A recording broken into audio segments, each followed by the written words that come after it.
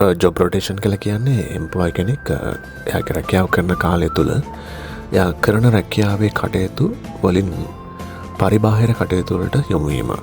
ද උදාහරණයක් කියනවනම් තමන්ගේ දෙපාර්තමේන්තුව තුළ ඔහු මානව සම්පත් කරගෙන ඉන්න මේ දක්වා අපි හිතමු පාරිතෝෂික දීමන එහෙම නැත්නම් එම්ප්ලොයි ප්‍රොවිඩන්ට් ෆන්ඩ් එක එහෙම නැත්නම් ETF වගේ සේවකයන්ගේ දීමන සම්බන්ධයෙන් කටයුතු නම් ඒ පුද්ගලයාට හෝ ඒ තැනැත්තියට අපි බාර දෙනවා පවරනවා වෙනත් වැඩක්. ඒ කියන්නේ එතනදී වෙන්නේ දෙපාර්තමේන්තුව තුලම තවත් රාජකාරියක් දෙනවා.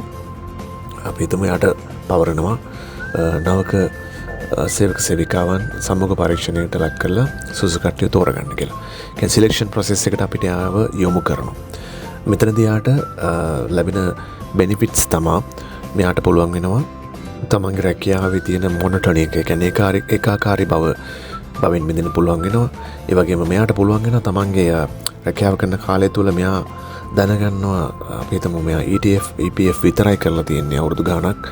එතකොට සක්සෙෂන් ප්ලෑනින් වලට ඒ කියන්නේ මේ ආයතනය මෙයාව කන්සිඩර් කරනවා ප්‍රොමෝෂන් එකකට එහෙම නැත්නම් ලොන්ග් ටර්ම් මෙයාගේ සක්සස් එක වෙනුවෙන් මෙයා රැකියාව ඉදිරියට අරන් යන්න ඒ වගේ දේවල් වලින් මෙයා යොමු කරන්න බලාපොරොත්තුවක් තියෙනවා නම් කම්පැනිකට පුළුවන් වෙනවා සක්සෙෂන් ප්ලෑනින් සම්බන්ධයෙන් සාකච්ඡා බලන්න. ඒ වගේම එම්ප්ලොයිඩ් ස්කිල්ස් තියෙනවාද කියලා. ඒ කියන්නේ දැන් අපි මෙයා මිෂය කරන්නේ මේ දක්වා කරපු කාර්යයෙන් විතරයි.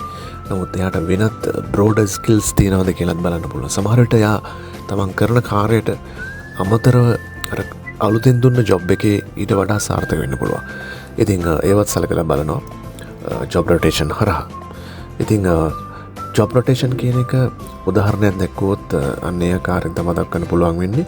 ජොබ් රොටේෂන් වල වාසි සලකලා බලුවොත් මේක ඇත්තටම providing opportunity to broaden one's knowledge. කලින් සඳහන් කරා වගේ තමන්ගේ දැනුම කුසලතා ආකල්ප වර්ධනය කරගන්න මේක ඉතාමත් පිටුහලක් වෙනවා. ඉතින් ඒ වගේම මේකෙන් එම්ප්ලොයිඩ් මොටිවේෂන් එකක් එනවා. ඒ කියන්නේ මෙයාට රයිට් අලුත් රාජකාරියක් පැවරීම හරහා එයාට ජොබ් එකේ අලුත් භාවයක් දැනෙනවා, novelty එකක් දැනෙනවා. ඉතින් ඒ වගේම මෙයාට පුළුවන් වෙනවා අලුත් ක්‍රියාකාරකම් මේ කියන්නේ අලුත් දේවල් එකතු කරන්නත් පුළුවන් වෙනවා ආයතනය තුළට. ඉතින් ඒ හරහා කම්පැනිය දියුණු වෙනවා වගේම මේ පුද්ගලයාගේ තියෙන self satisfaction එකත් වැඩි වෙනවා.